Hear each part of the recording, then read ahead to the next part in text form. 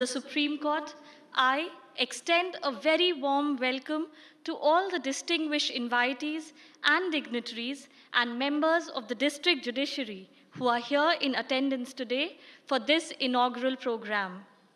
It is an immense honor and privilege to welcome you all to this National Conference of the District Judiciary as we gather here today, not merely as custodians of the law, but also as a collective force dedicated to the continuous pursuit of justice, fairness, and integrity within our judicial system. We are honored to have amidst us Shri Narendra Damodar Das Modi, Honorable Prime Minister of India, Honorable Dr. Justice D.Y. Chandrachud, the Chief Justice of India, Honorable Justice Sanjeev Khanna, Judge, Supreme Court of India, Honorable Justice B.R. Gavai, Judge, Supreme Court of India, Shri Arjun Ram Meghwal, Minister of State for Law and Justice, Shri R. Venkat Ramani, Learned Attorney General for India, Shri Kapil Sibal, President, Supreme Court Bar Association, and Shri Manan Kumar Mishra, Chairman, Bar Council of India. On this landmark day, as we convene in the spirit of collaboration, reflection, and progressive dialogue, I humbly request Honorable Justice Sanjeev Khanna, Judge, Supreme Court of India, to kindly deliver the welcome address.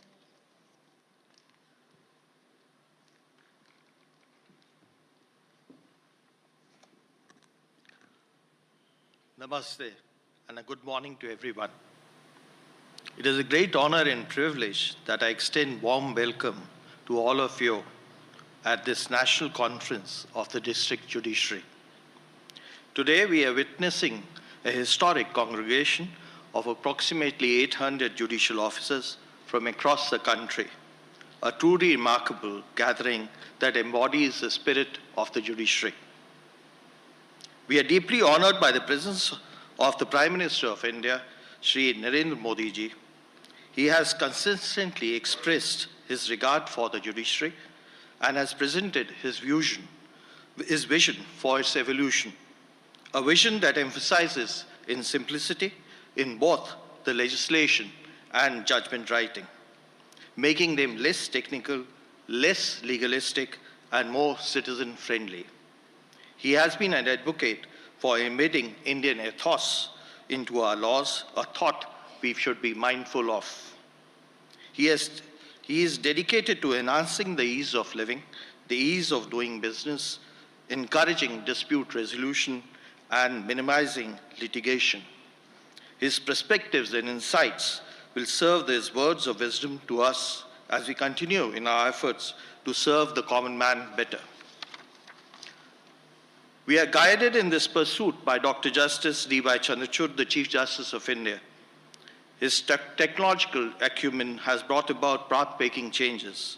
His commitment to the cause of justice and tireless efforts have brought about district judiciary to the forefront. This is the second time a conference of this stature is being hosted. The first being the All India District Judges Conference in Kutch, Gujarat, held earlier this year. Our Chief Justice played a stellar role in organizing both these conferences, which has provided us invaluable opportunity to hear directly from the judicial officers about the challenges and issues facing the district judiciary and how we can work together to improve it. We are also privileged to have amongst us Shri Arjun Ram Meghwal, the Minister of State for Law and Justice. Being down-to-earth, receptive, and open to all perspectives are his great strengths. Mr. Meghwal has balanced approach. While he fosters coherence, he accepts judicial independence. We are equally fortunate to have with us Mr. R. Venkat Ramani, the Attorney General of India, a learned jurist with a poetic bent of mind. Mr. R. Venkat Ramani is unfailingly fair in his approach. He embodies a unique blend of composure and assertiveness in the courtrooms. His demeanor is nothing short of exemplary and harks back to the old times. Mr. Manan Kumar Mishra, Chairman of the Bar Council of India, has deep connections with the grassroots and district judiciary in our country. giving his thoughts a unique perspective. He represents aspiration and voice of over 15 lakh advocates. Mr. Kapil Sibal, the President of the Supreme Court Bar Association, is an advocate with formidable oratory skills. No surprise, given his involvement in theatre. He has donned many hats as a bureaucrat, as a member of parliament, and as a minister. Outspoken, insightful, and learned, he brings a wealth of experience that is invaluable for us. My esteemed sister and brother judges, it fills me with immense pride and deep respect to welcome you all today. I began my career in the hallowed halls of the district courts, observing, learning, and guided by judges and lawyers. I owe a debt of gratitude to the district judiciary. In the expanse of the judicial hierarchy, the district judiciary often finds itself overshadowed by the high courts and the Supreme Court, receiving less limelight and coverage. To put things in perspective, in the calendar year 2023, our district courts handled more than 10 times more cases than the high courts. Therefore, it is said, and I quote, if an evaluation were to be made of the importance of the role of different functionaries who play their part in the administration of justice, the top position would necessarily have to be assigned to the district court judge. It is mostly the district court judge rather than the appellate judge that the members of the general public come in contact, whether as parties or as witnesses. And thus the image of the judiciary for the common man is projected by our district court judges. Today, the entire judiciary is faced with the problem of pendency and backlog of cases. Thus, efficient functioning of the district judiciary is crucial to mitigating these challenges. To look at the brighter side, the data reveals that disposal rates in the district courts have gone up considerably since 2018. In 2018, the percentage of civil cases disposed of, including previously pending cases, compared to the freshly instituted cases, stood at 93.15%. Remarkably, in 2023, the disposal rate of civil cases shot up to 99.61%. In 2018, the rate of disposal of criminal cases stood at 86.65%. In 2023, the rate increased to 95%. A closer look at the data from 2023 reveals the following interesting data points. Majority of the civil cases, amounting to 38.24%, were disposed of within a year of being instituted. 71.82% of the criminal cases were disposed of in 1 year. Approximately 11 states successfully reduced the case backlogs by disposing of more cases than were instituted in the year. Thus, in these 11 states, cleared a proportion of the backlog cases compounded over the previous years. We have taken a number of steps to reduce pendency, including taking help of Lok Adalats as far as traffic challans is concerned, creation of e-courts to deal with Lok Adalats as well as petty offenses. Judicial impact assessment, a much-discussed strategy for case management at all tiers of the judiciary, can be a powerful tool in assessment and enhancing the human resource and infrastructure in judiciary. This assessment has legislative and executive connotations as well. Truly interacting with the data represents, we can know our successes and weak points. Ultimately, it is not the grandeur of the courtrooms or the sophistication of our technology that will define us. Rather, we will be defined by our unwavering commitment to delivering justice, by enhancing access to justice, serving the people with compassion, empathy, and fairness. Thank you, and Jai Hind.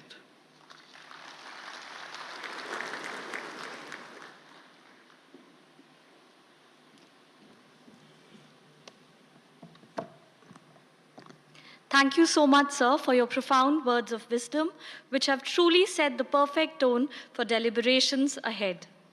I would now like to request Shri Kapil Sibal, President, Supreme Court Bar Association, to address this distinguished gathering.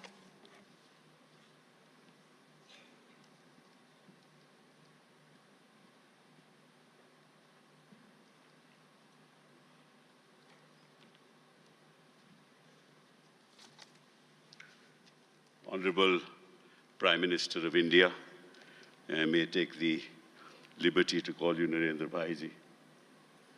Distinguished dignitaries present here, I feel honored and privileged to be present here at the National Conference of the District Judiciary to mark the 75th year of the establishment of the Supreme Court of India.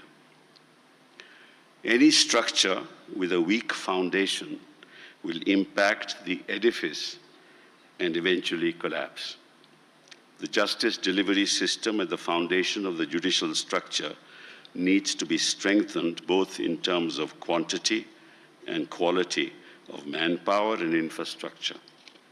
Our trial court and district and session courts need to be empowered to deliver justice without fear and favor, unless people at the bottom of the pyramid have the ability to withstand the pressure the superstructure of the polity will not be able to deliver. I don't want to call the judiciary at the level of the trial court and district and session judges to be subordinate, because the judge sitting there delivers justice, and the question of being considered as subordinate to any authority is a contradiction in terms. The judiciary at that level should be instilled with the confidence that their judicial pronouncements shall never be held against them, and that they represent the spinal cord of the justice delivery system. They should have the flexibility and the independence to render judgments in accordance with law without fear or favor. The effectiveness, fairness, and integrity of the courts impacts the perception of the public on the credibility of the entire judicial system. The fact that the trial court and district and session courts are loath to grant bail in matters of some significance itself is symptomatic of the malaise that has set in. In the course of my career, I have seldom witnessed the grant of bail at that level. This is not just my experience, but the Chief Justice of India has said often enough that court at the highest level is burdened with matters of bail, because at the level of trial courts and district and session courts, bail seems to be an exception. Of course, it goes without saying that the grant of bail depends on the facts and circumstances of each case, but the pronouncements of the court have in the recent past adhered to the principle that bail is the rule and jail an exception. We've seen trends harking back to the law laid down in Gurbaksh Singh Sibia, wherein this principle has been enunciated and has now been reiterated by the Supreme Court of India in several recent judgments, even in relation to special acts which require stringent twin conditions. Liberty is the foundational substratum of a thriving democracy. Any attempt to throttle it impacts the quality of our democracy. Moving away from liberty, we need to address the problems being faced by trial courts and the district and sessions courts, which impede the quality of the justice delivery system. The judge population ratio in India is abysmally low, 21 judges to a million population, as compared to over 100, and in Europe, over 200 judges to a million population. Therefore, the roster at the level of the trial and district and session courts is overburdened on a daily basis, which impacts not just the justice delivery system, but lives of millions who are waiting for justice to be delivered. They come to court day in and day out for their matters to be heard expeditiously and fairly. However, in the absence of quick disposals, they have to wait for years, which impacts them both economically and mentally. The court cannot even imagine the mental agony and the economic consequences of these kind of delays. Furthermore, our young, talented people choose not to seek appointments at the trial and district sessions courts due to abysmal conditions in which judges operate. Despite this, many of the judges, through sheer hard work and commitment to the cause, are doing yeoman service to the nation, even though they are handicapped by lack of proper courtrooms and office facilities, supporting staff, including stenographers, library facilities at home, appropriate residential accommodation, and necessary transportation facilities. Needless to mention the meager salary that those serving the cause of the nation draw to discharge their duties. Unless we are able to improve their conditions of work, both in terms of salary and infrastructure, the quantity and quality of the justice delivery system will suffer. Some of the problems that need to be addressed are the following, and I will not elaborate on them. Pension.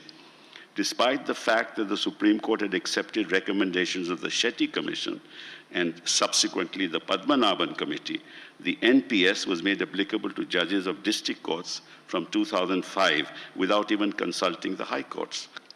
The major disadvantage of NPS that the monthly annuity provided to judicial officers after retirement is much less than the pension that a judicial officer having the same length of service and having retired from the same rank receives. Under the NPS, the retired judge gets a monthly annuity, in some cases to as low as $13,965, as against $1,63,000 under the old pension scheme. Promotions. The promotional avenues are limited for judges who join as civil judges in the district judiciary. Some judges join as civil judge and retire as civil judge. While the Shetty Commission had highlighted the problem and suggested a weighted system, but it was rejected by the Supreme Court on ground that the introduction of a roster system would resolve the issue. It hasn't done so. Gender sensitization. Nationally, the share of women in the district judiciary has crossed 33%. However, a conducive work environment to welcome women judges is missing due to a lack of residential accommodations, separate washrooms in courtroom premises, creches, and security. Technology. Most of the judges of the district judiciary are not well equipped with technology for the purposes of research, conducting trials. While the libraries is diminishing from residential offices, judges are not properly trained to avail e-library and e-journal facilities, and in some cases, they're not even available. Incentives to join judicial services. Young and bright students from national law schools seldom join judicial services, and they do not see promotional avenues and lucrative monetary benefits. I urge everyone on the dais to urgently address the persistent issues being faced by judges of the trial and district and session courts, who are the backbone of our judicial system.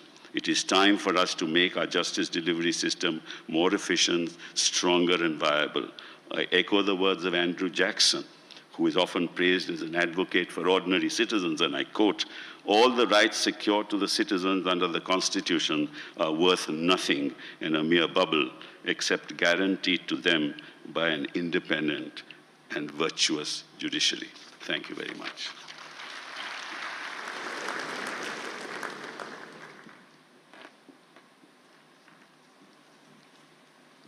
Thank you, sir. Your address today brought a wealth of knowledge and experience that will undoubtedly inspire and inform all judicial officers attending this conference. May I now request Sri Manan Kumar Mishra, Chairman, Bar Council of India, to address this august gathering.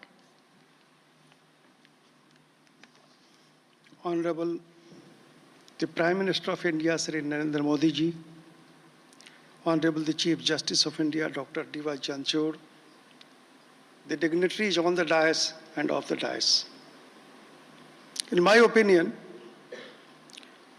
even after whatever shortcomings were pointed out by Mr. Kapil Sibal ji, judicial services are supposed to be the best and most prestigious today in comparison to all other services.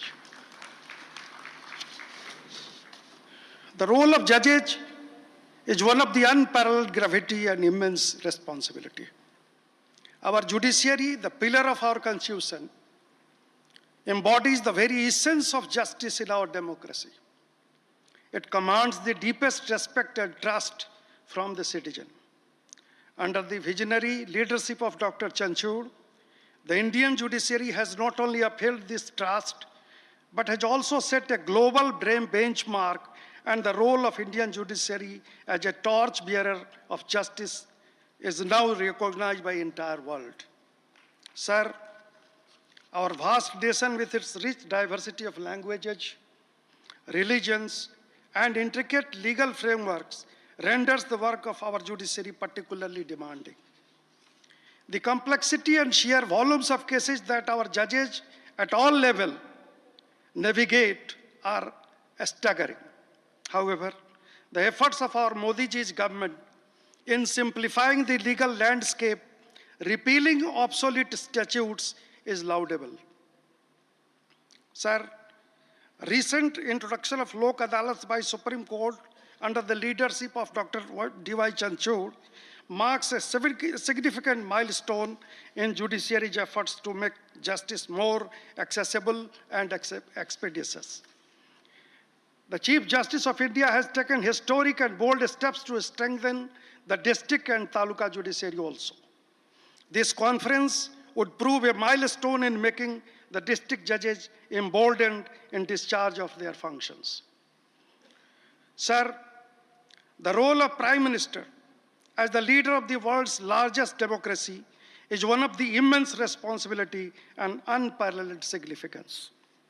Our Narendra Modi ji also navigates a complex landscape where national security is constantly under threat, requiring decisions that are both prudent and decisive. Ensuring the protection and safety of every citizen, regardless of religion or caste, is not a joke. It's a constitutional duty that demands unyielding and persistent, honest and sincere vigilance. And that is the reason today our Modi ji is the world's best Prime Minister and best diplomat.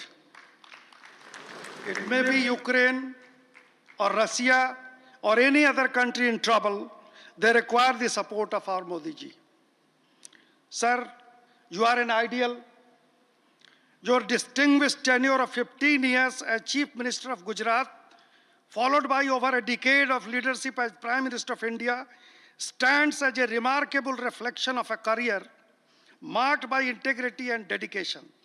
Such an exemplary and unblemished journey in public service serves as an inspiration to leaders and politicians worldwide. Really, sir, you are the great. Sir, the recent continuous unfortunate events in West Bengal, particularly the tragic rape and murder of a young lady doctor in West Bengal, have starkly illuminated the indispensable role of Supreme Court in safeguarding justice. The suo motu intervention of Honorable Chief Justice of India and Supreme Court in this case serves as a powerful reminder of the duty of judiciary to uphold the law and ensure accountability of a state's deliberate failure to handle the situation. It is our solemn duty to protect and uphold the Constitution. This revered document must not be exploited and for political gains, misleading the ignorant or the illiterate for electoral advantages poses a serious threat to the nation's stability. हमारे संविधान का माखौल न उड़े, इसको मजाक न बनाया जाए। देश का संविधान, आरक्षण या लोकतंत्र को कोई खतरा नहीं है। आप सभी बुद्धिजीवी बखूबी जानते हैं, देश को यदि सही मायने में खतरा है तो इन बेबुनियाद बयानबाजी से जो सीधी सादी भोली भाली अनभिज्ञ जनता को बरगलाने का प्रयास करती है। Constitution is safe, reservation is safe at the hands of our Honorable Prime Minister and Honorable Chief Justice of India. Under the guise of human rights, no one should be permitted to compromise the sovereignty and security of our nation. The number of enemies within our country is swelling day by day, outnumbering even external ones. In conclusion, I must say 25 lakh lawyers stand resolute as the defenders of our judiciary, its judges, as well as the government in its effort to combat enemies of the state and anti-social elements. I conclude by saying that the members of the legal and judicial framework and guardians of the Constitution It is our solemn duty to uphold the principles enshrined in our Constitution. The judiciary and the executive must work in unison to protect the nation from both internal and external threats, ensuring that the Constitution is not misused for personal or political gains. Lawyers and judges are to remain vigilant and proactive, safeguarding the integrity of our nation and ensuring that justice prevails in every corner of country. I wish the conference a grand success. Jai Bharat Mata, Jai Bharat ka Samvidhan.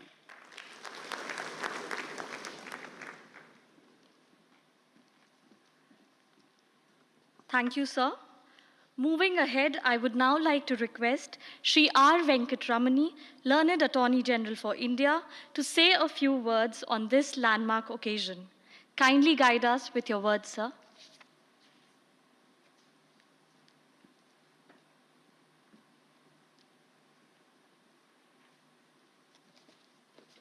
Honorable the Prime Minister, distinguished dignitaries of the dais, distinguished invitees. You're part of a unique conference, unique in several senses. This is the first time, perhaps, after independence, all of us are assembling at the national level in the national capital to share our insights, experiences, and concerns relating to the district judiciary.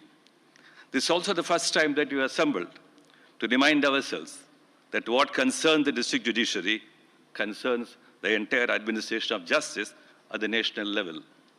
This is further unique because this conference will set in motion, institutionalizing the periodic stock-taking or the internet connectedness of administration of justice. This is also unique in the sense that the Supreme Court of India organized this conference, inviting the entire legal fraternity to focus on the concerns which confront the entire district judiciary. I must hugely appreciate the ever-energetic Chief Justice of India and his companion justices for conceiving this conference. It is indeed very significant that the Honorable Prime Minister of India is with us today. That a Prime Minister who always intently listens is with us means that he is keen to underscore the importance of this conference. I mean to say that when the Honorable Prime Minister listens, he acts and executes what is just and for common good. The conference subjects have been chosen carefully, and all of them are so connected, and I will be too glad to be any part of any task to be undertaken. Just as the nation is moving into momentous stages of integrated social and economic development in the midst of visible and invisible challenges, global and domestic, and development informed by equity and equal regard, social partnership in new forms of knowledge and wealth creation, courts are called upon to be partners in these national transformation programs.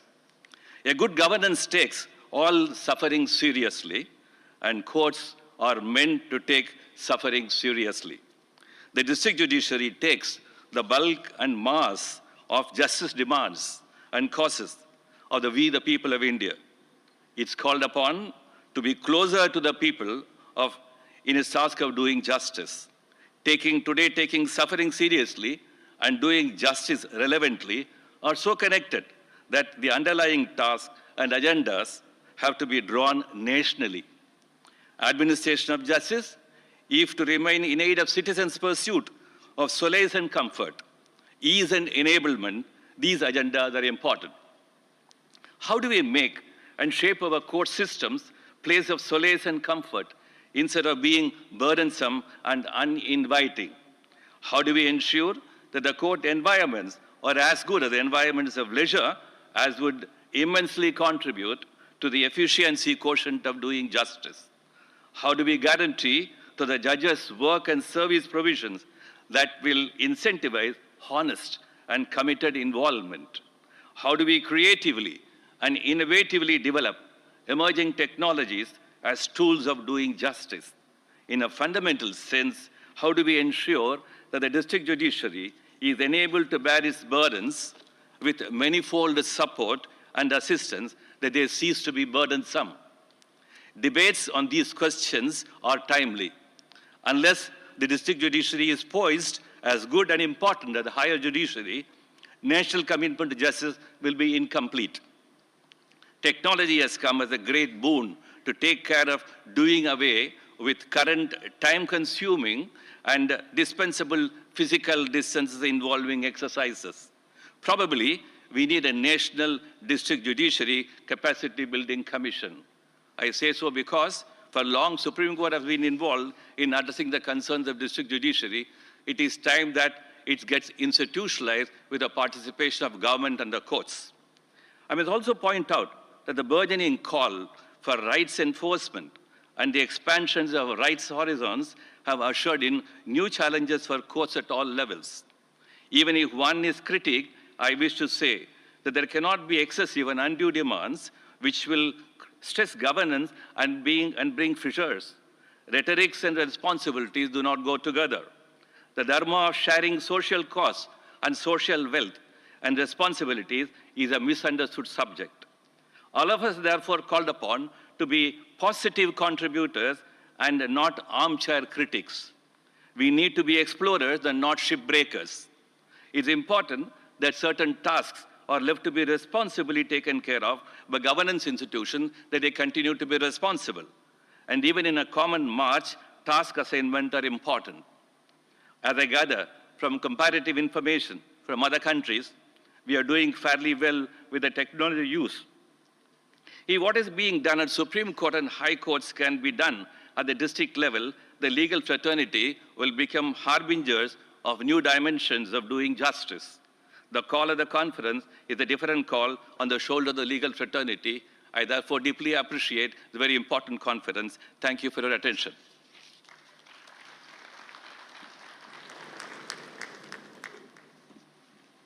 Thank you so much, sir, for your thought-provoking and enlightening address.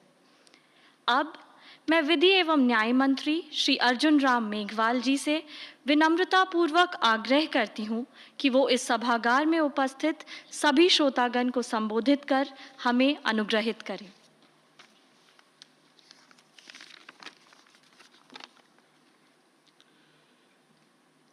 National conference of the district judiciary, इस अवसर पर माननीय उच्चतम न्यायालय अपनी स्थापना के 75 वर्ष मना रहा है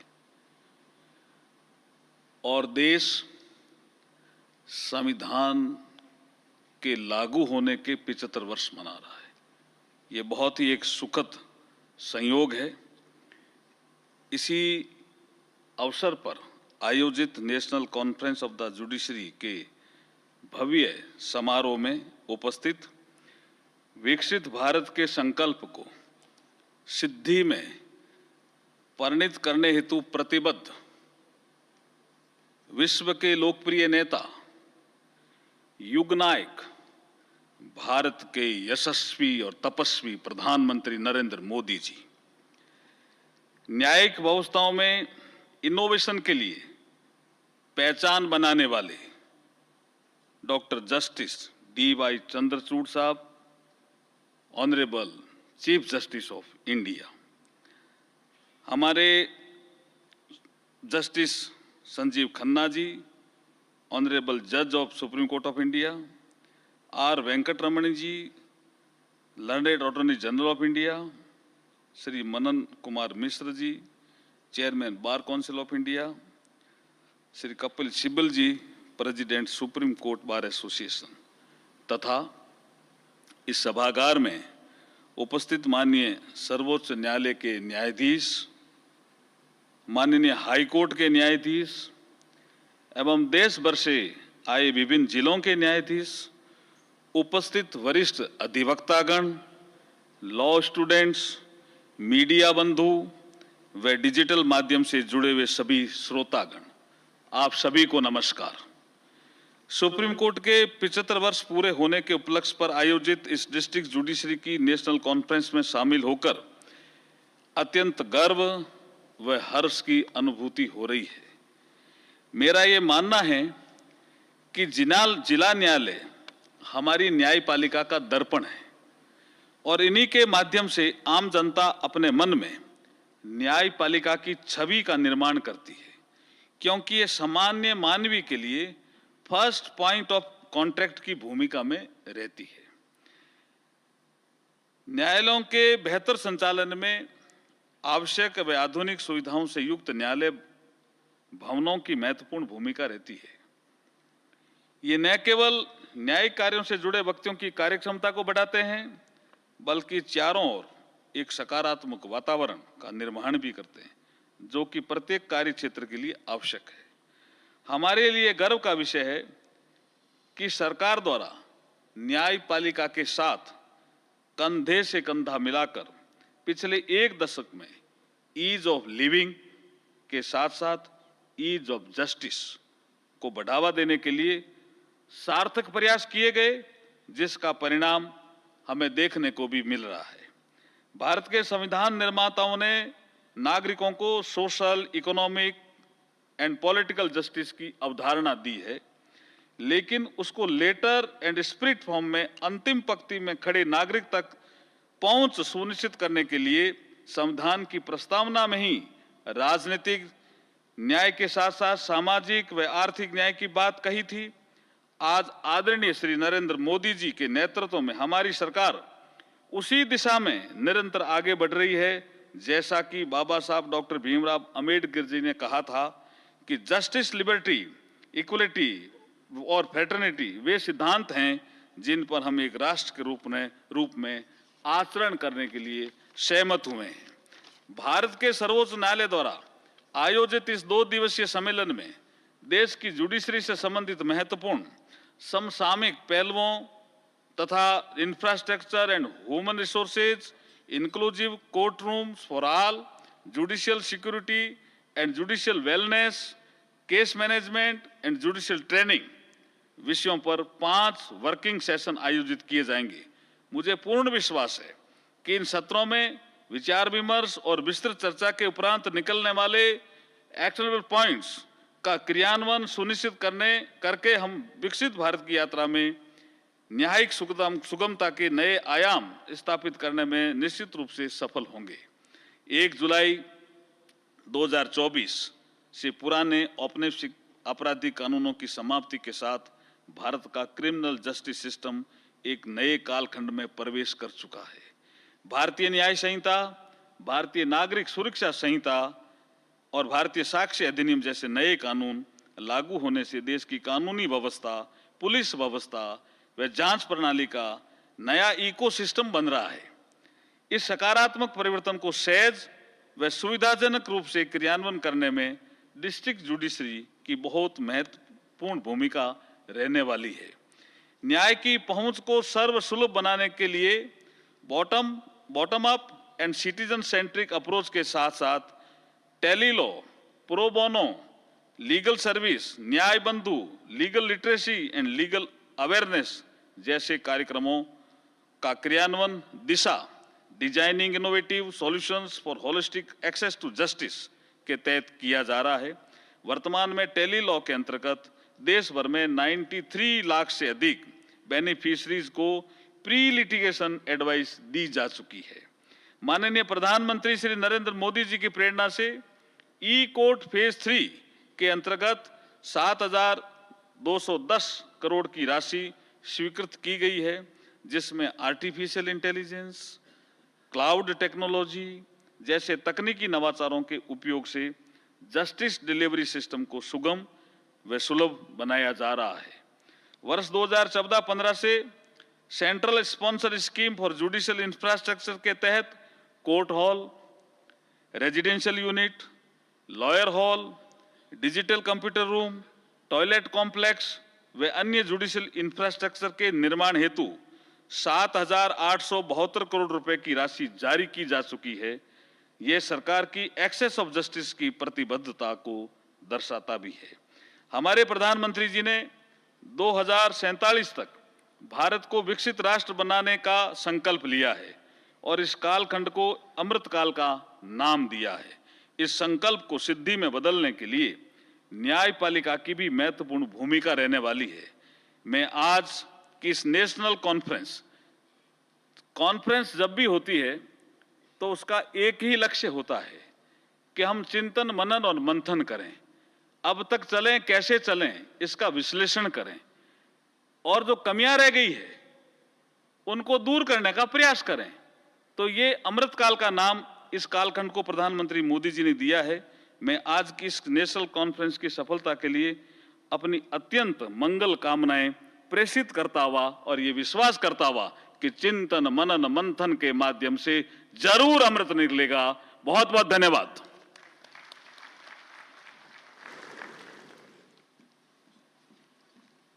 माननीय मंत्री जी, देश की न्याय प्रणाली की नींव को सुदृढ़ बनाए रखने में जिला न्यायपालिका की भूमिका अत्यंत ही महत्वपूर्ण है। आज आपकी प्रेरक उपस्थिति और मार्गदर्शन से हमें संविधान की रक्षा और न्याय के मूल्यों को और भी सशक्त रूप में स्थापित करने की प्रेरणा मिली है। कोटि कोटि धन्यवाद आपका। May I now request the Honorable Chief Justice of India, Dr. Justice D.Y. Chandrachud, to please share his thoughts with us on this special occasion.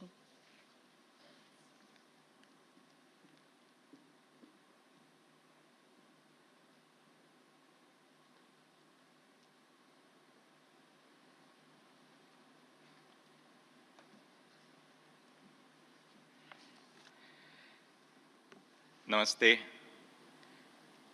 Honorable Prime Minister of India, Shri Narendra Modi ji, my distinguished colleagues, Justice Sanjeev Khanna and Justice Bhushan R. Gavai, Minister of State for Law and Justice, Shri Arjun Ram Meghwal ji, Judges of the Supreme Court, Chief Justices of the High Courts, Attorney General for India, Shri R. Venkatramani, Chairperson of the Bar Council of India, Shri Manan Kumar Mishra, President of the Supreme Court Bar Association, Shri Kapil Sibbal, the President of the Supreme Court Advocates on Record Association, Shri Vipin Nair, Judges of the District Judiciary, resource persons and guests.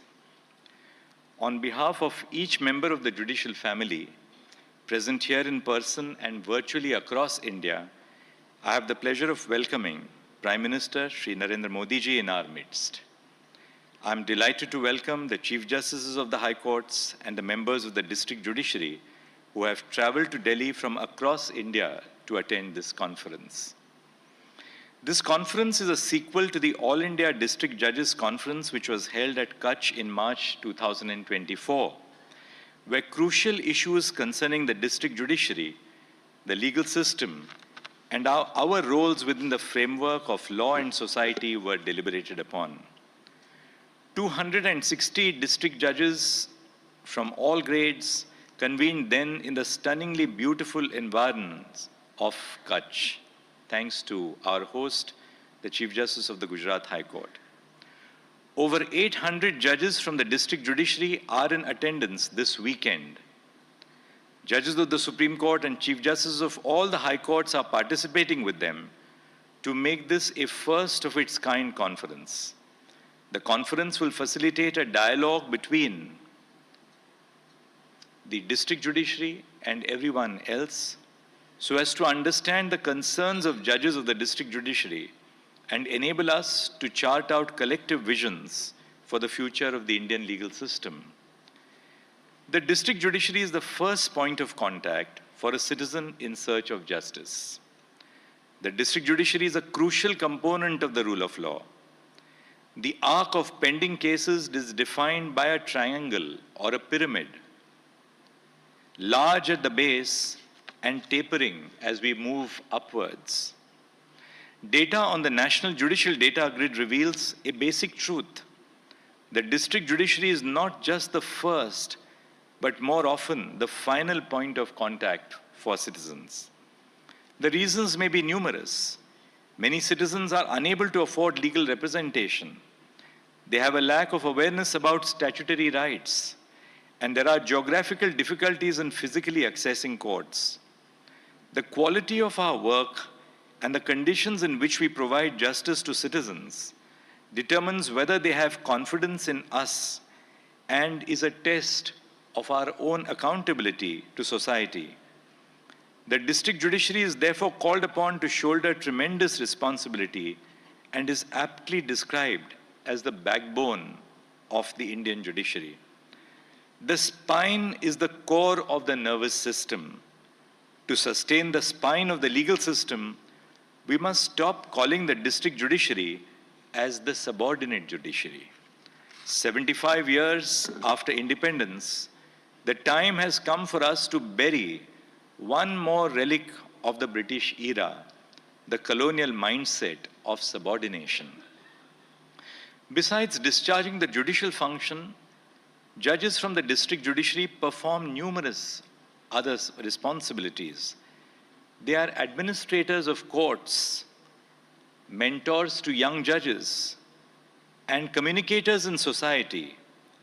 But above all, they are protectors of rights for those who possess them but may not know that they exist or are unable to enforce them.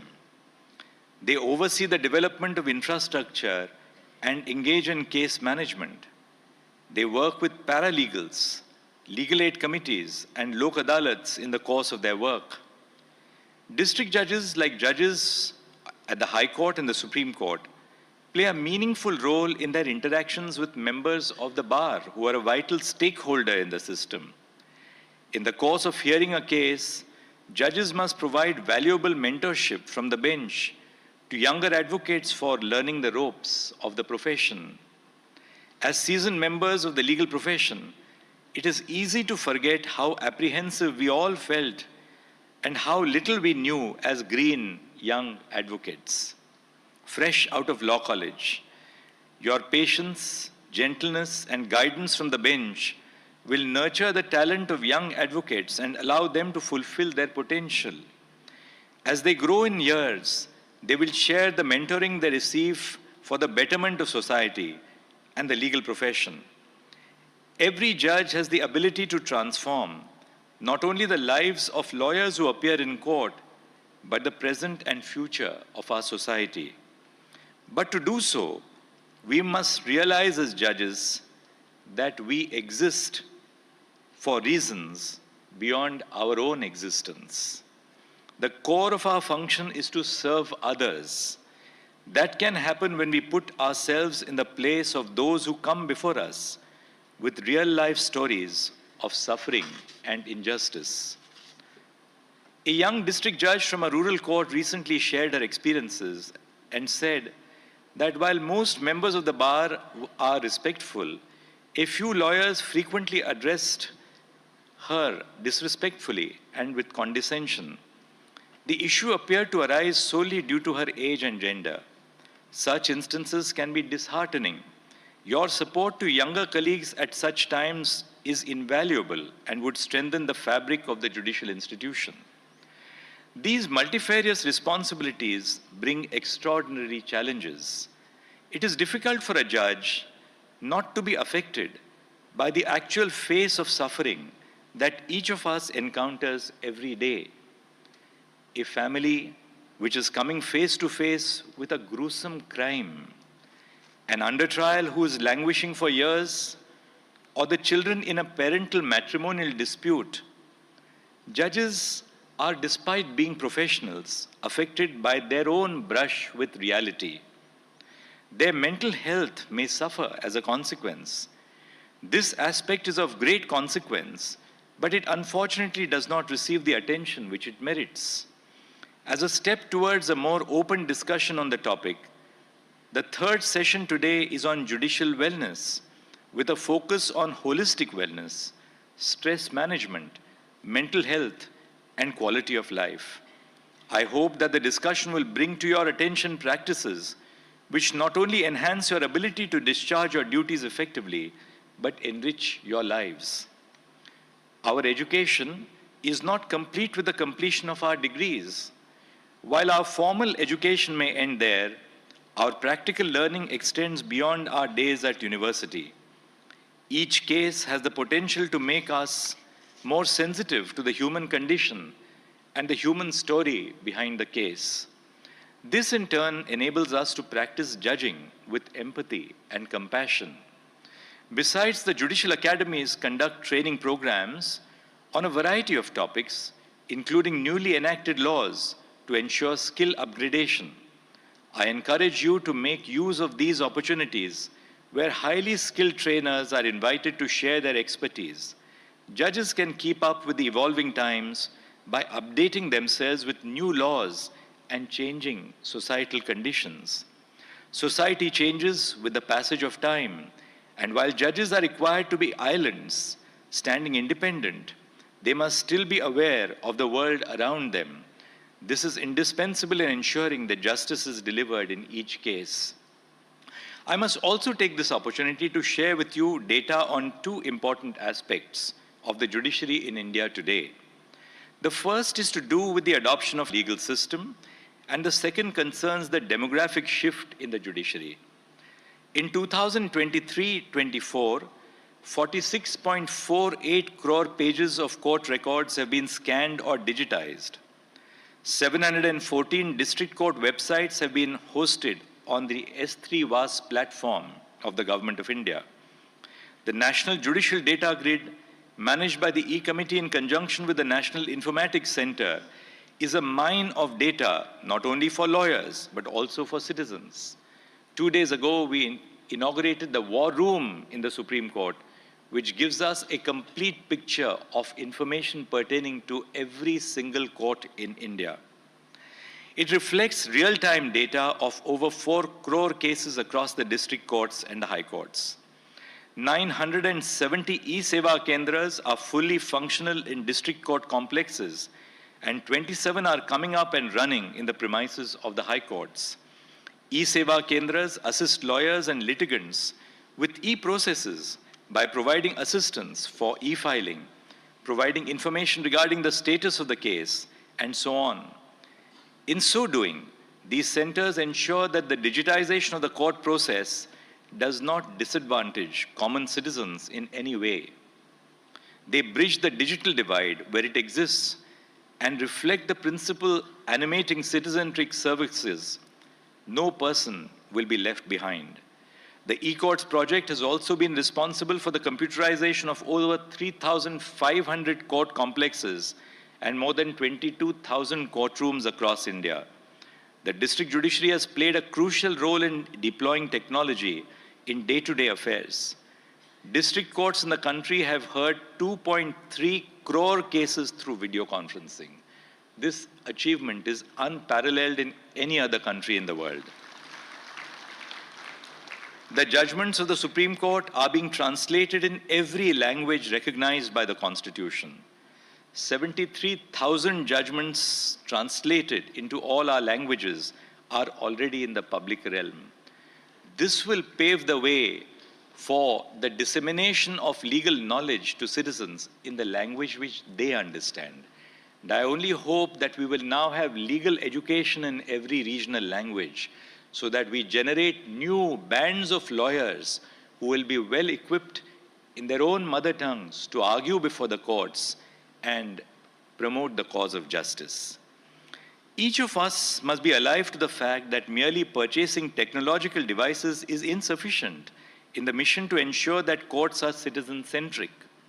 Rather, we must embrace and implement technological processes by utilizing the technology at our disposal and ensuring their full use in our work. I speak from personal experience when I say that this will not only benefit citizens and other stakeholders in the legal system, but will also ensure that our work as judges is conducted with greater efficiency. After the adoption of the Parichay application at the Supreme Court, I no longer use a pen to sign or mark the administrative files which require my attention. I instead review and approve files using my computer. This has created a smoother workflow for the registrars at the court as well. All my senior colleagues are also following suit. I now turn to the data on the changing demography of the Indian judiciary. An increasing number of women have been joining the district judiciary in the past few years. Women consisted of 58% of the total recruitment for civil judges in Rajasthan in 2023. 66% of the judicial officers appointed in Delhi in 2023 were women. 78 out of 108 judicial officers in Delhi were women. In Uttar Pradesh, 54% of the appointments for Civil Judge Junior Division in the batch of 2022 are women. In Kerala, 72% of the total number of judicial officers were women in the recently appointed batches. These are a few examples which paint the picture of a promising judiciary for the future. I've given you a few examples, but this example is replicated across India, whether it is Maharashtra or Madhya Pradesh. You just name the state and that is replicated. Now the question is, how do we ensure that these young women who are joining the judiciary will truly be mentors for the changing face of Indian society? And I do believe that this is the cause for hope. So we today have a young judiciary which is technologically savvy, technologically equipped, and truly representative of the changing demographic of India, of a true young nation, highly educated. They're all joining the judiciary, not as a matter of last resort, but as a matter of first resort. We must recognize that there has been a tremendous improvement in the conditions of service of our district judiciary. Now it's our time to give back to society. Because now that we have been recognized in terms of the conditions which have been created for us, it's time for us to remind our citizens that we exist for them, and what better way to do it than in the work which we perform. These are a few examples which paint the picture of a promising judiciary of the future. The second session of the conference will address gender dynamics in the judiciary, as well as the need to ensure an inclusive workplace. It is my sincere hope that this conference will elicit deep thought on how we can reshape our values and thought processes, put existing skills to use, learn new skills, and all in all, improve the manner in which the district courts function. I look forward to hearing your own thoughts and experiences, and as we enrich each one of our members of this broad and wide judicial family across India, which is present with us for these 2 days. Namaskar, thank you.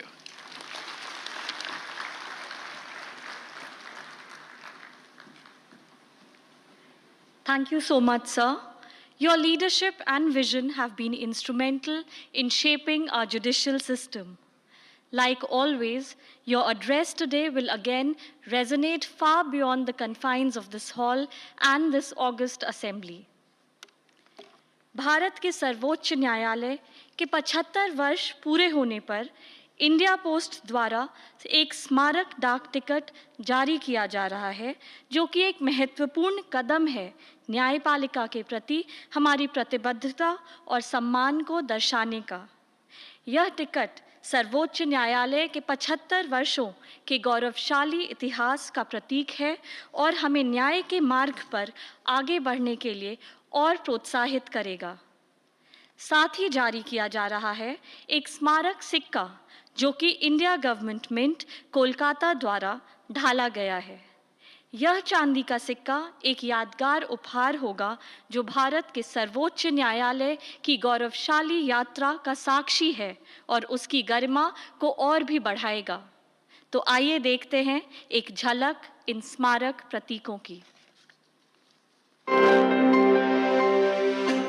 On the occasion of the 75th year of the Supreme Court of India, a commemorative coin with a denomination of 75 rupees has been minted by India Government Mint, Kolkata, under the Department of Economic Affairs. This is the 11th commemorative coin of 75 rupees in India and the first commemorative coin in the 75 rupee denomination made of 99.9% pure silver. The face of the coin features the Ashoka pillar in the center with Satyameva Jayate inscribed below. The word Bharat is inscribed in Devanagari and India in English. On the reverse, the coin showcases the building of the Supreme Court of India along with the book of the Constitution that displays the Supreme Court's motto, Yato Dharmastato Jayaha, in Sanskrit. To mark its 75th year, the Supreme Court of India is also launching a commemorative postage stamp with a miniature sheet created by the Department of Posts, Government of India. The stamp features an image of the dome of the Supreme Court and the Ashoka Chakra. Today, on this momentous occasion, the Honorable Prime Minister Shri Narendra Modi will release the commemorative postage stamp and the coin to celebrate the 75th year of the Supreme Court of India.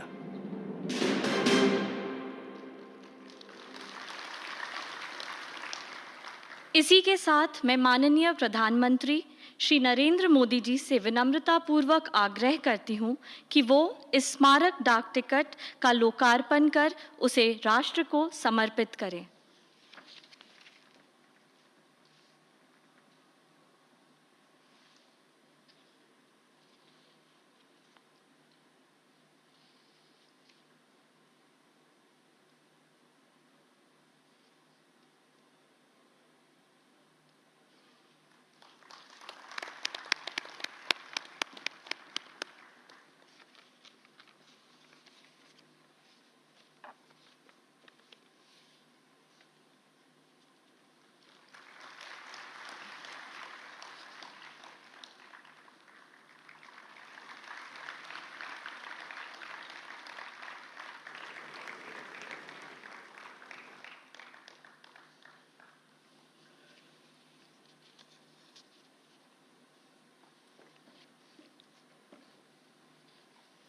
मैं पुनः माननीय प्रधानमंत्री जी से विनम्रता पूर्वक आग्रह करती हूं कि वो इस स्मारक सिक्के का लोकार्पण कर उसे राष्ट्र को समर्पित करें।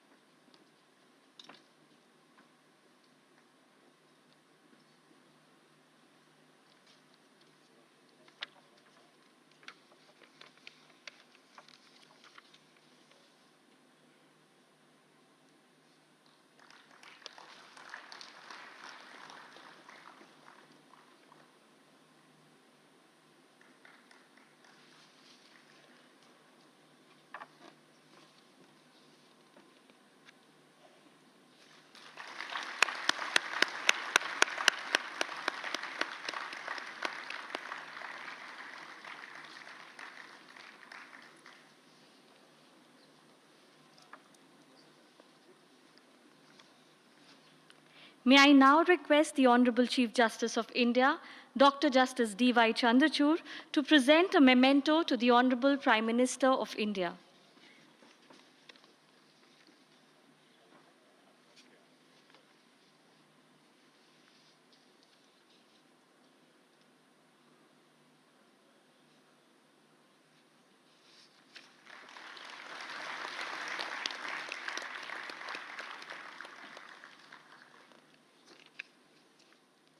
On a special occasion such as this, the Supreme Court of India would also like to present a special green gift to our very special and esteemed guest. Supreme Court has planted 75 saplings of 12 different indigenous varieties in the green lungs of Delhi, that is, the Central Ridge Reserve Forest area, as a mark of respect for the Honorable Prime Minister of India. Just as the Constitution of India guarantees the sustainable growth of our rights-based jurisprudence, this green gift represents our commitment to nurturing a greener tomorrow. May we have the video played, please?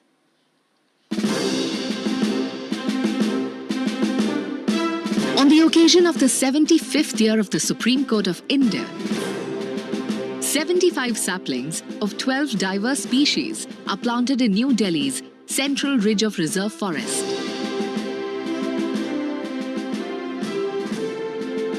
This initiative is a tribute to the Supreme Court's journey, nurturing the values that keep our democracy rooted and growing. These 75 saplings are dedicated to the Honorable Prime Minister, Shri Narendra Modi, in commemoration of the 75 years of the Supreme Court of India.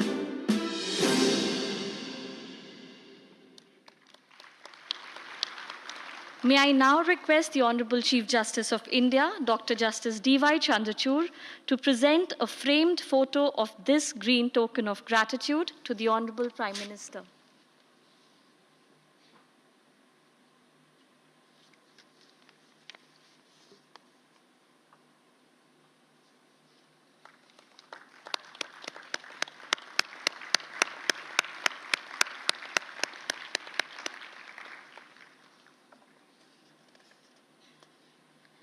अब मैं आदरणीय प्रधानमंत्री जी से विनम्र निवेदन करती हूँ कि वो इस सभागार में उपस्थित सभी गणमान्य अतिथियों एवं श्रोतागण को संबोधित कर अपने विचारों से अवगत कराएं और उनका मार्गदर्शन करें। कार्यक्रम में उपस्थित chief justice of India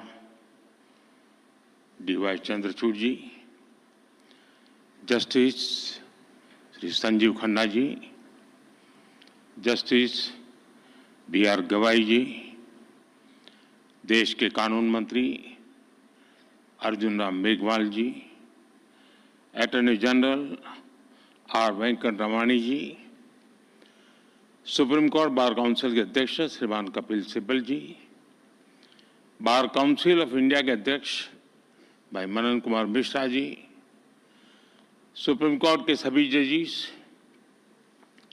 high court के चीफ जस्टिस, डिस्ट्रिक्ट जजेस, अन्य महानुभाव, देवी और सज्जनों, आप लोग इतने गंभीर है तो उससे मुझे लगता है समारोह भी बड़ा गंभीर है।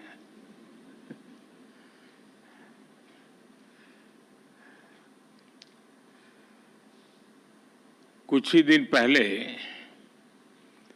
मैं राजस्थान हाई कोर्ट के प्लेटिनम जुबिली सेरेमनी में गया था और आज सुप्रीम कोर्ट के 75 वर्षों की यात्रा के उपलक्ष्य में जिला न्यायपालिका का राष्ट्रीय सम्मेलन हो रहा है।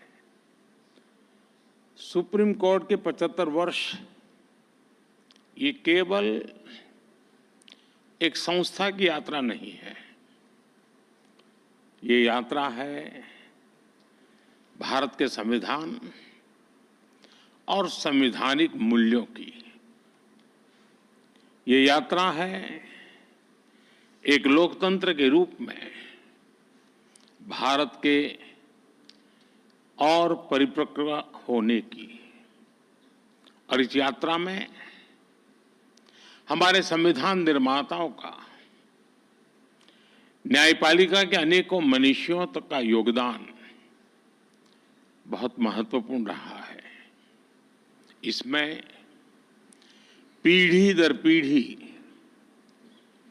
उन करोड़ों देशवासियों का भी योगदान है जिन्होंने हर परिस्थिति में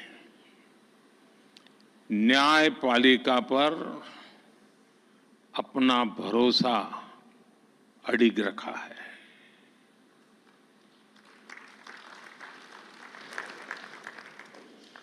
भारत के लोगों ने कभी सुप्रीम कोर्ट पर, हमारी न्यायपालिका पर अविश्वास नहीं किया। इसलिए सुप्रीम कोर्ट के ये 75 वर्ष मदर ऑफ डेमोक्रेसी के रूप में भारत के गौरव को और अधिक बढ़ाते हैं। ये हमारे उस सांस्कृतिक उद्घोष को बल देते हैं जो कहता है सत्यमेव जयते नानृतम।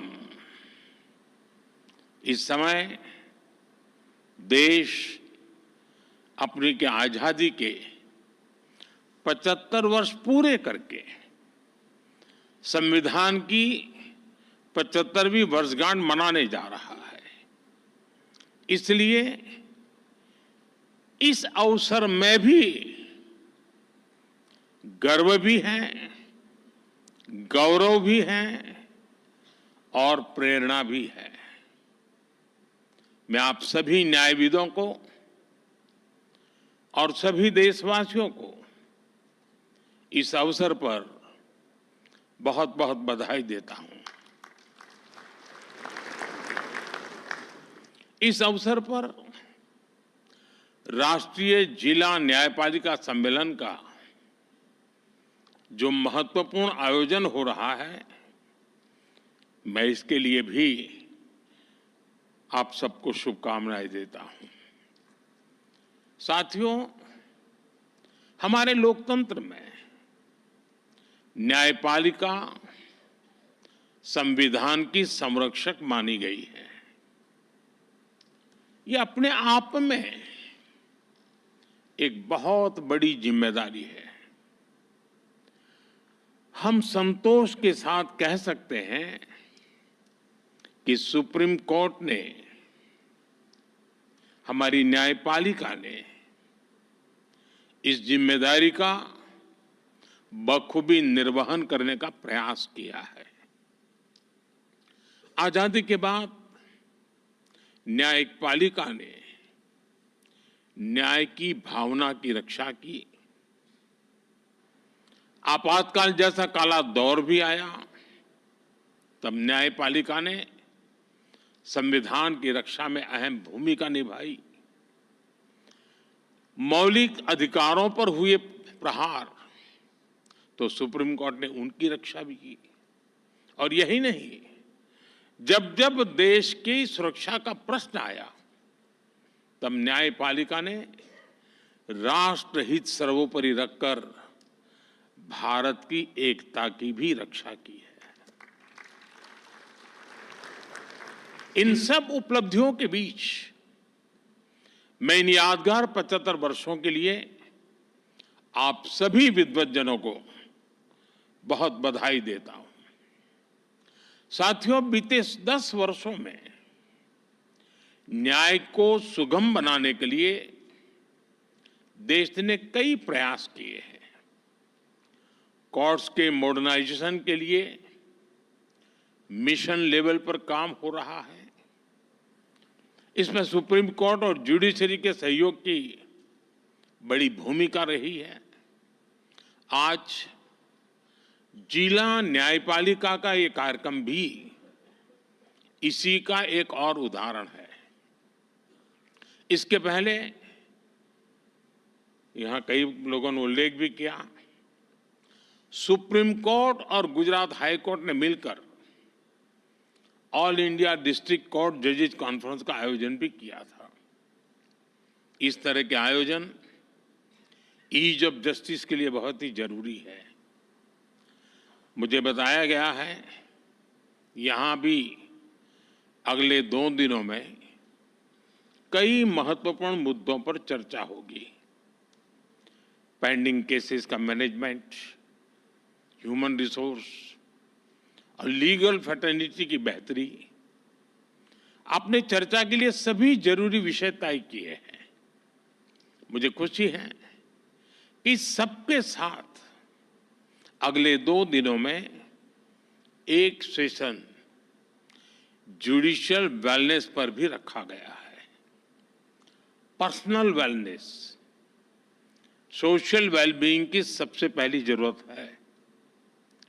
इससे हमें हमारे वर्क कल्चर में हेल्थ को प्रायोरिटी देने में मदद मिलेगी। साथियों, हम सब जानते हैं आज आजादी के अमृतकाल में 140 करोड़ देशवासियों का एक ही सपना है, विकसित भारत, नया भारत। नया भारत यानी सोच और संकल्प से एक आधुनिक भारत। हमारी न्यायपालिका इस विजन का एक मजबूत स्तंभ है। खास तौर पर हमारी डिस्ट्रिक्ट जुडिशरी भारतीय न्यायपालिका की व्यवस्था का एक आधार है। देश का सामान्य नागरिक न्याय के लिए सबसे पहले आप ही का दरवाजा खटखटाता है। इसलिए ये न्याय का प्रथम केंद्र है, ये पहली सीढ़ी है। हर तरह से सक्षम और आधुनिक हो, ये देश की प्राथमिकता है। मुझे विश्वास है ये राष्ट्रीय सम्मेलन, इसमें हुए विमर्श देश की अपेक्षाओं को पूरा करने में मदद करेंगे। साथियों, किसी भी देश में विकास का अगर कोई सबसे सार्थक पैरामीटर है तो वो है सामान्य मानवीय का जीवन स्तर। सामान्य मानवीय का जीवन स्तर उसकी ईज ऑफ लिविंग से तय होता है और सरल सुगम न्याय ये ईज ऑफ लिविंग की अनिवार्य शर्त है। ये तभी संभव होगा जब हमारी डिस्ट्रिक्ट कोर्ट्स आधुनिक इंफ्रास्ट्रक्चर और टेक्नोलॉजी से लेस होगी। हम सब जानते हैं कि आज डिस्ट्रिक्ट कोर्ट्स में करीब 4.5 करोड़ केसेस पेंडिंग है। न्याय में इस देरी को खत्म करने के लिए बीते एक दशक में कई स्तर पर काम हुआ है। पिछले 10 वर्षों में देश ने जुडिशियल इंफ्रास्ट्रक्चर के विकास के लिए लगभग 8,000 करोड़ रुपए खर्च किए हैं। आपको एक और तथ्य जानकर खुशी होगी, पिछले 25 साल में जितनी राशि जुडिशियल इंफ्रास्ट्रक्चर पर खर्च की गई उसका 75% पिछले 10 वर्षों में ही हुआ है। इन्हीं 10 वर्षों में डिस्ट्रिक्ट जुडिशरी के लिए 7,500 से ज्यादा कोर्ट हॉल और 11,000 रेसिडेंशियल यूनिट्स तैयार की गई है। साथियों, मैं जब लीगल फ्रेटर्निटी के बीच आता हूं तो ई कोर्ट्स का विषय आना बहुत स्वाभाविक है। टेक्नोलॉजी के इस इनोवेशन से केवल न्यायिक प्रक्रियाओं में तेजी ही नहीं आई, इससे वकीलों से लेकर फरियादी तक हर किसी की परेशानियां भी तेजी से कम हो रही है। आज देश में अदालतों का डिजिटाइजेशन किया जा रहा है और जैसा कि मैंने कहा, इन सभी प्रयासों में सुप्रीम कोर्ट की ई कमेटी अहम भूमिका निभा रही है। साथियों, पिछले वर्ष ई कोर्ट्स प्रोजेक्ट के तीसरे फेज को भी स्वीकृति मिली है। हम एक यूनिफाइड टेक्नोलॉजी प्लेटफॉर्म तैयार करने की दिशा में आगे बढ़ रहे हैं। इसके तहत artificial intelligence, optical character recognition जैसी उभरती हुई टेक्नोलॉजी का इस्तेमाल होगा। हम पेंडिंग केसेस का एनालिसिस कर सकेंगे, भविष्य के मुकदमों का भी अनुमान लगा सकेंगे। पुलिस, फॉरेंसिक, जेल और कोर्ट टेक्नोलॉजी इनको इंटीग्रेट भी करेगी और इनके काम को स्पीड अप भी करेगी। हम ऐसी न्याय व्यवस्था की ओर बढ़ रहे हैं जो पूरी तरह से फ्यूचर रेडी हो गई। साथियों, आप जानते हैं, बड़े बदलाव में इंफ्रास्ट्रक्चर और टेक्नोलॉजी के साथ ही नियमों, नीतियां और नीयत की भी भूमिका होती है। इसलिए आजादी के 7 दशक बाद देश ने पहली बार हमारे कानूनी ढांचे में इतने बड़े और अहम बदलाव किए हैं। भारतीय न्याय संहिता के रूप में हमें नया भारतीय न्याय विधान मिला है। इन कानूनों की भावना है citizen first, dignity first and justice first. हमारे क्रिमिनल लॉज शासक और गुलाम वाली कॉलोनियल सोच से आजाद हुए हैं। सेडिशन जैसे अंग्रेजी कानूनों को खत्म किया गया है। न्याय संहिता की सोच नागरिकों को सजा देगा, यही एकमात्र नहीं है, लेकिन नागरिकों को सुरक्षा देना भी है। इसलिए एक और महिलाओं और बच्चों के खिलाफ होने वाले अपराधों पर सख्त कानून बने हैं। दूसरी ओर पहली बार मामूली अपराधों में सजा के तौर पर कम्युनिटी सर्विस का प्रावधान किया गया है। भारतीय साक्ष्य अधिनियम के तहत सबूत के तौर पर इलेक्ट्रॉनिक और डिजिटल रिकॉर्ड को भी मान्यता मिली है। भारतीय नागरिक सुरक्षा संहिता के तहत इलेक्ट्रॉनिक मोड में समन भेजने की व्यवस्था बनाई गई है। इससे न्यायपालिका पर पेंडिंग केसेस का बोझ भी कम होगा। मेरा आग्रह होगा, सुप्रीम कोर्ट के मार्गदर्शन में डिस्ट्रिक्ट जुडिशरी को इस नई व्यवस्था में ट्रेन करने के लिए नए इनिशिएटिव्स भी जरूरी है। हमारे जजेस और वकील साथी भी इस अभियान का हिस्सा बन सकते हैं। जनता भी इस नई व्यवस्था से परिचित हो, इसमें भी हमारे वकील और बार एसोसिएशन का अहम रोल है। साथियों, मैं देश और समाज के एक और ज्वलंत विषय को आपके समक्ष उठाना चाहता हूं। आज महिलाओं के खिलाफ अत्याचार, बच्चों की सुरक्षा समाज की एक गंभीर चिंता है। देश में महिलाओं की सुरक्षा के लिए कई कठोर कानून बने हैं। 2019 में सरकार ने फास्ट ट्रैक स्पेशल कोर्ट की स्थापना की योजना बनाई थी। इसके तहत अहम गवाहों के लिए डिपोजिशन सेंटर्स का प्रावधान है। इसमें भी डिस्ट्रिक्ट मॉनिटरिंग कमेटीज की भूमिका महत्वपूर्ण हो सकती है। इस कमेटी में डिस्ट्रिक्ट जज, डीएम और एसपी भी शामिल होते हैं। क्रिमिनल जस्टिस सिस्टम के विभिन्न पहलुओं के बीच समन्वय बनाने में उनकी भूमिका अहम होती है। हमें इन कमेटियों को और अधिक सक्रिय करने की जरूरत है।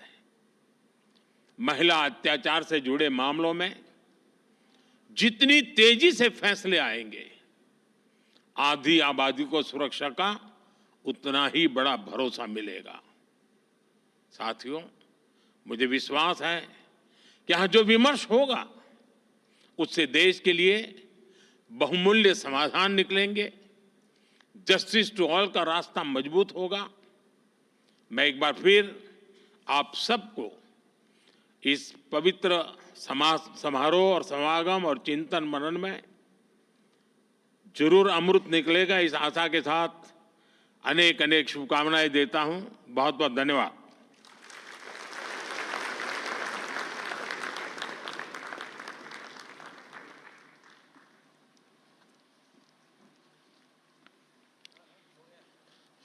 आदरणीय प्रधानमंत्री जी, आपके प्रेरणादायी उद्बोधन के लिए धन्यवाद। आपके दिशा निर्देश और मार्गदर्शन से हमें न्याय में के क्षेत्र में नए आयाम मिलेंगे और हमारे प्रयासों को बल मिलेगा।